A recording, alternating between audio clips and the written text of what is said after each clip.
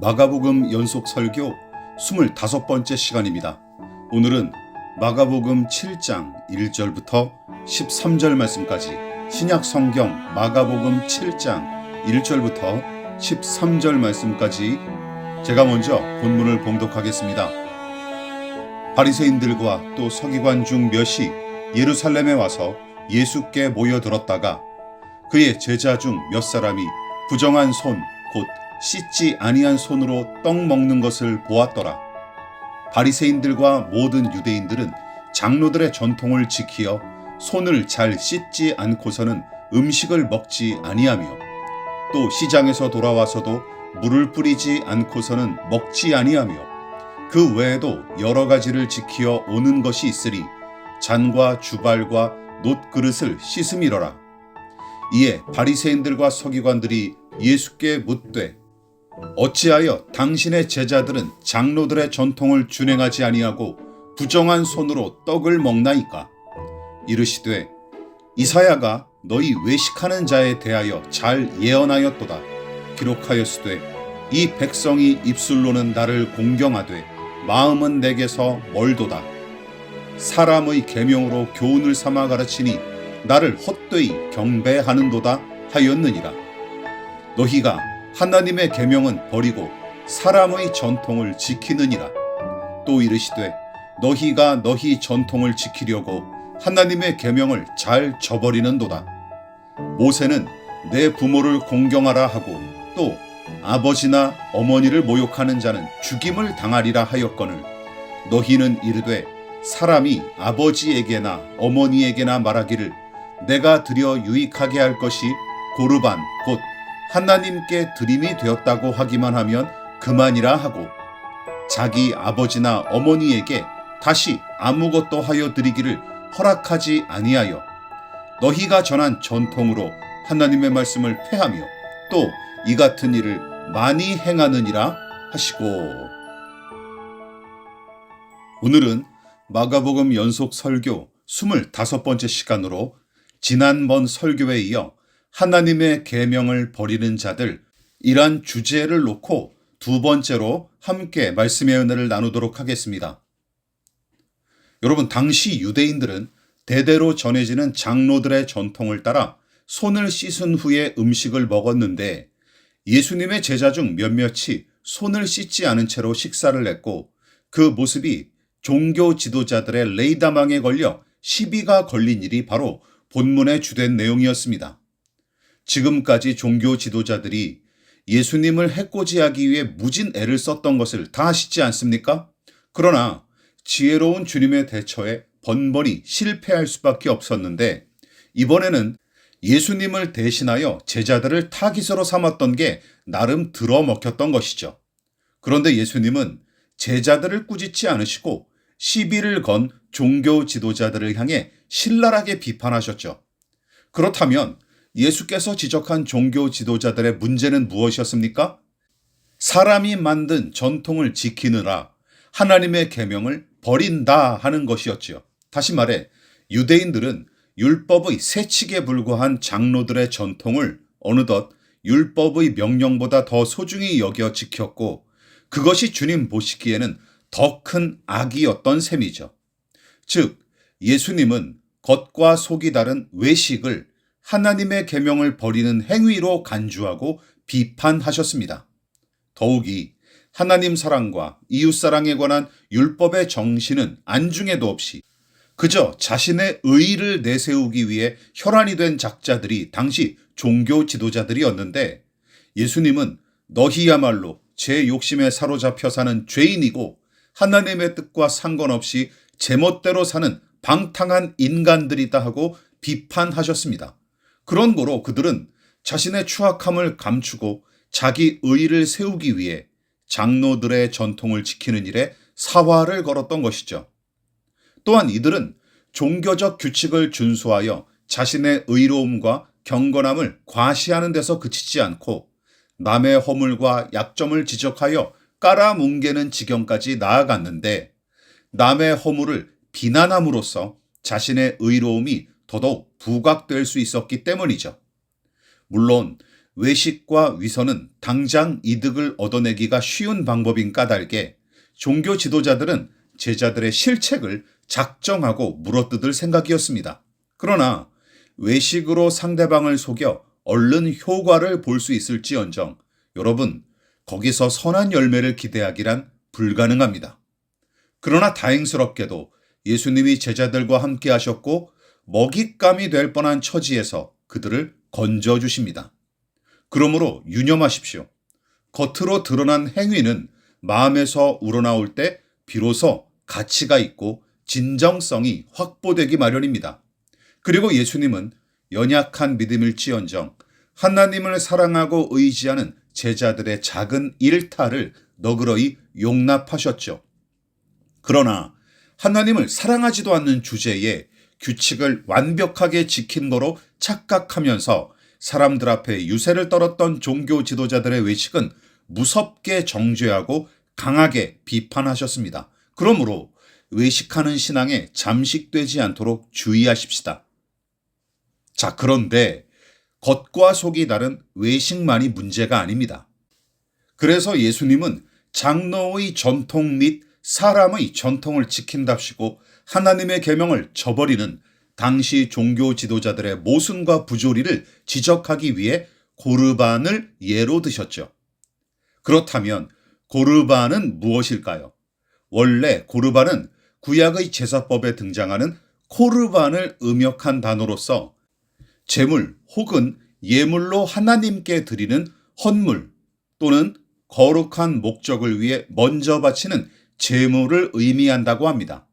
그래서 이 복음서의 저자인 마가는 11절에서 고르반을 언급한 뒤 우리와 같은 이방인 독자들의 이해를 돕기 위해 곧 하나님께 드림이란 뜻을 일부러 덧붙였던 것입니다.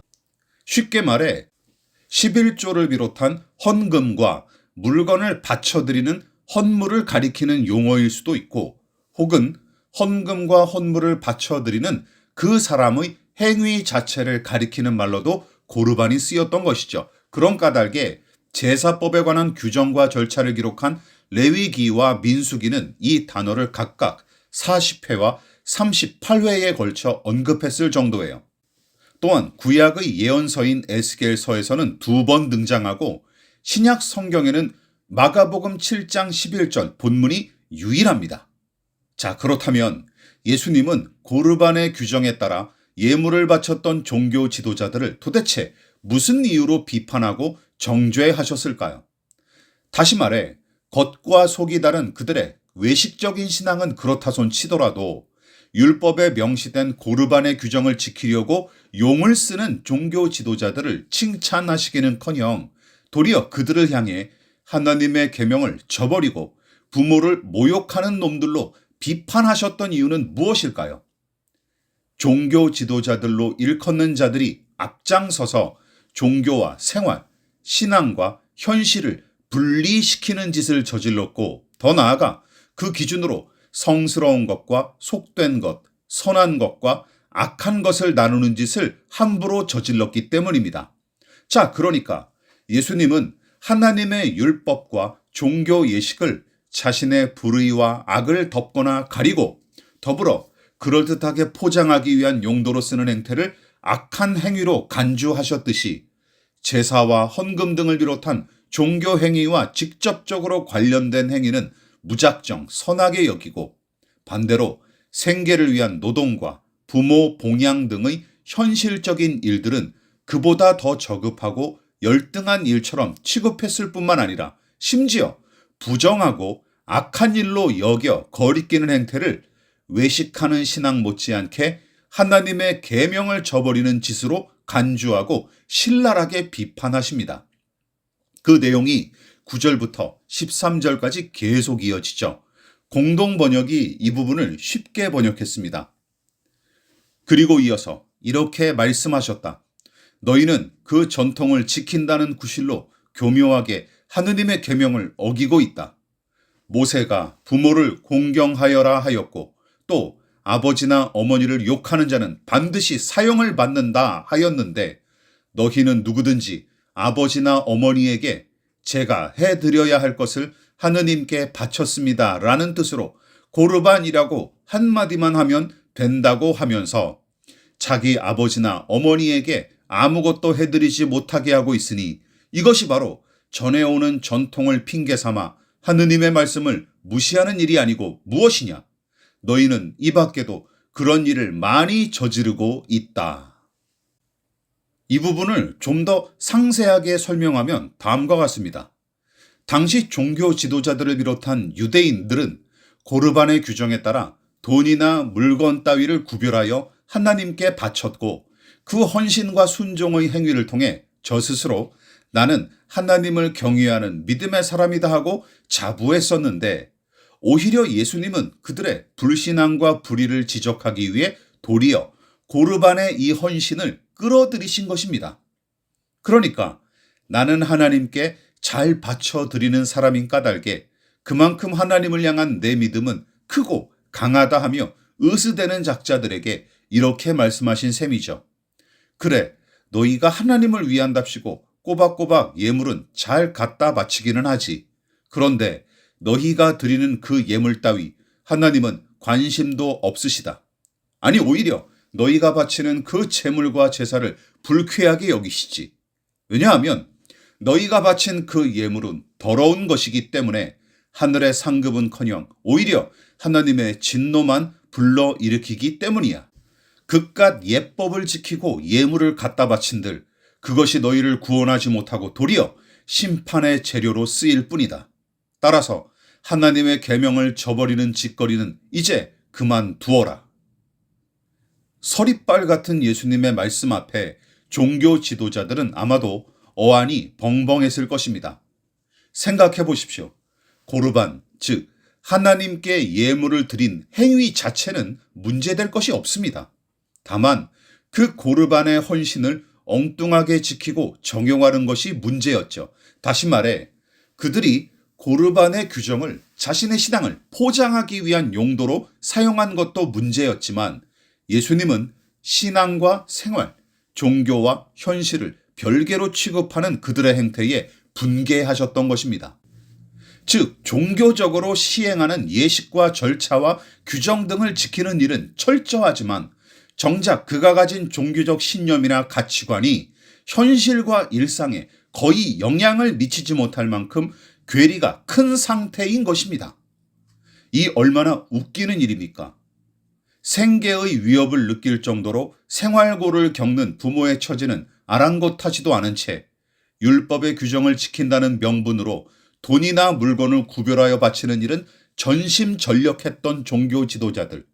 그래서 부모가 불가피하게 도움을 요청했을 때마저 그 앞에서 고르반 하고 외치면 끝이었습니다. 11절이 바로 그 의미예요. 하나님께 드릴 예물을 다 바쳤으니 내가 할 도리는 다 했습니다 하고 주장했던 바리새인들과 서기관들.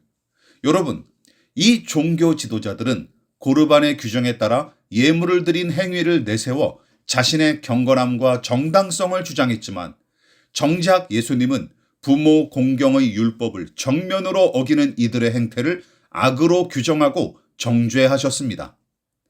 즉, 종교적 의무를 준수하고 그 규칙에 헌신하는 것이 개인의 삶에 가장 중요한 일이자 전부인 것처럼 착각했으며 심지어 종교적으로 헌신된 삶만이 선하다 하고 생각했던 탓에 일상과 현실을 어떻게 사는지에 관해서는 거의 상관하지 않았던 것이죠. 이 문제를 한번 생각해 보십시오. 성전 안과 밖, 종교 활동과 일상생활, 안식일과 평일, 제사장을 비롯한 종교인을 대하는 태도와 보통 사람을 대하는 태도, 11조를 비롯한 헌금과 생계를 위한 돈, 서로 다른 시간과 공간과 방법으로 활동하는 것이지만 어차피 한 사람의 삶이 아닙니까? 그렇다면 한 사람이 살아가는 삶의 방식은 대체로 통일성과 일관성을 띠기 마련인데 예수께서 비판하신 이 종교 지도자들은 마치 여기서 다르고 저기서 다른 사람처럼 살아갔던 것입니다. 요즘 말로 교회 안에서 볼 때와 교회 밖에서 볼 때가 너무 달랐던 것이죠.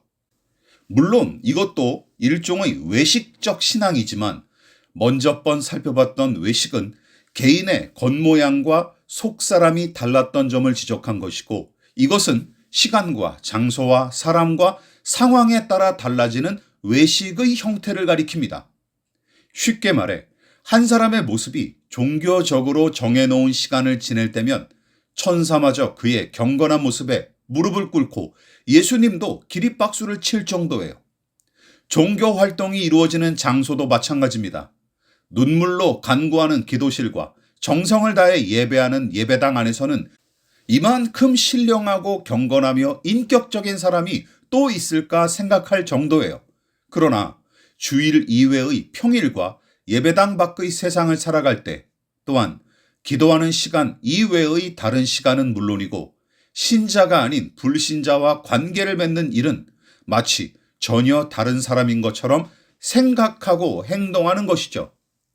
같이 신앙하는 교인, 특히 목회자를 대할 때는 간인과 쓸개라도 빼줄 것처럼 정성을 다하지만 옆집에 사는 이웃과 직장 동료들한테는 불친절하게 일수일 뿐만 아니라 쓸데없이 공격적으로 대하느라 분쟁만 일삼는 신자들, 게다가 식당 종업원이나 편의점 알바생들을 비롯한 노동자들 앞에서는 마치 그들의 주인인 것처럼 갑질을 일삼고 안하무인격으로 대하는 신자들, 예수님은 바로 이런 사람들을 가리켜 하나님의 계명을 버리는 자들로 규정하셨습니다. 여러분이 생각하는 경건하고 신령한 사람, 믿음이 좋고 성령으로 충만한 사람은 누구입니까? 한번 그 얼굴을 떠올려 보십시오. 평생 철저하게 주의를 지키고 새벽기도 한번 빠진 적도 없으며 과하다고 생각할 정도로 헌금하고 헌신하는 사람입니까? 교회의 목사를 끔찍이 섬기고 교회 일이라면 집이라도 팔아서 바칠 사람을 떠올리죠. 그러나 그가 예배 시간 외에 일상에서 어떻게 사는지, 불법과 불의를 저지르지는 않는지, 가난하고 약한 사람들을 홀대하거나 무시하지는 않는지, 가족에게 무관심하거나 혹은 폭력을 일삼는 것은 아닌지, 더러운 일에 탐닉하지는 않는지 등등 이런 것에는 별로 관심이 없어요. 그저 예배당 안에서 경건한 모습을 보이고 예배 시간에 무슨 군인 마냥 철두철미하게 각 잡고 앉아 있으며 하나님께 많이 헌금하면 대개는 괜찮은 신앙인인 거로 생각하고 추켜 세우기 일쑤입니다.